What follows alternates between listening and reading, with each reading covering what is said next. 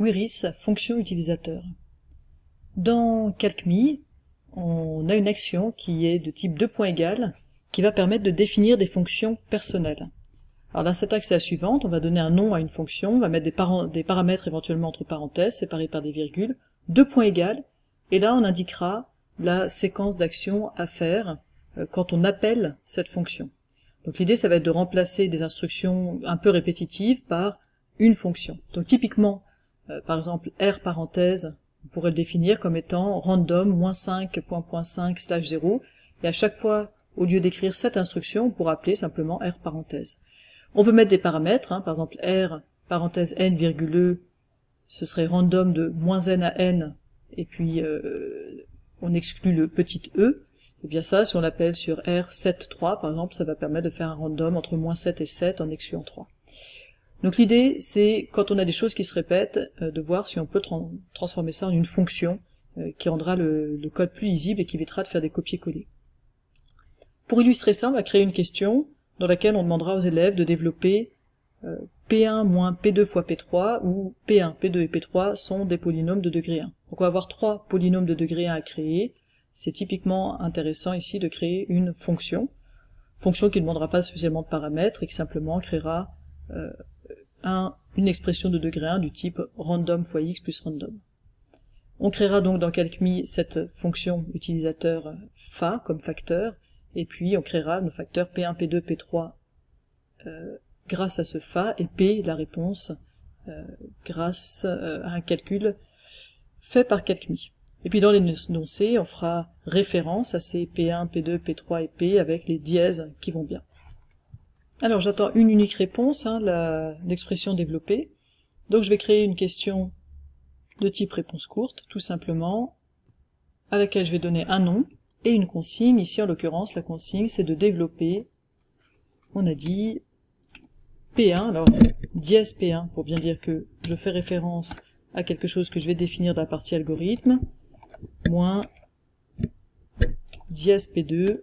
Alors je mets des parenthèses parce que ce sera par exemple 3x plus 7, ce ne sera pas entouré de parenthèses par défaut, dièse P3.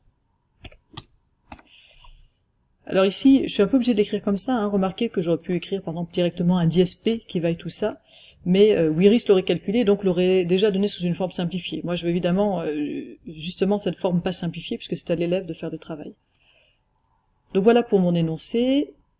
Je vais pas faire de feedback, je vais créer ma réponse correcte qui vaut 100%, donc je clique ici, ma bonne réponse, ce sera dièse P que je vais définir de ce pas.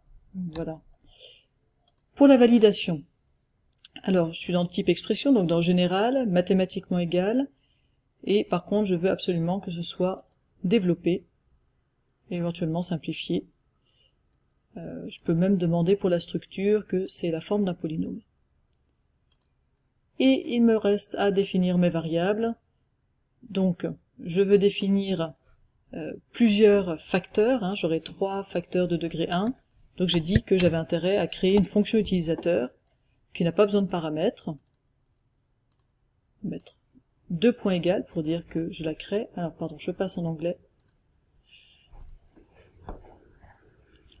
Et je la définis, cette fonction, comme simplement, elle va me renvoyer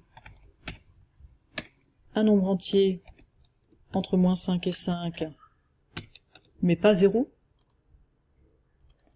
puisque je veux absolument que ce soit de degré 1, donc ça fois x, plus un nombre entier entre -5 et 5, et là éventuellement il pourrait être égal à 0, ça m'ira très bien.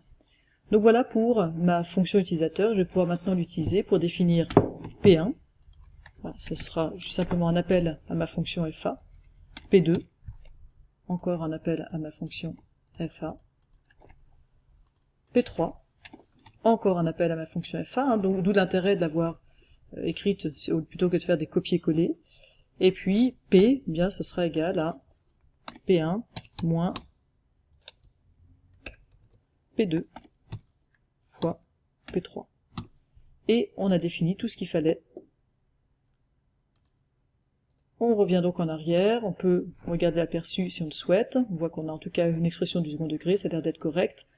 On accepte, on enregistre et on teste autant qu'il faut.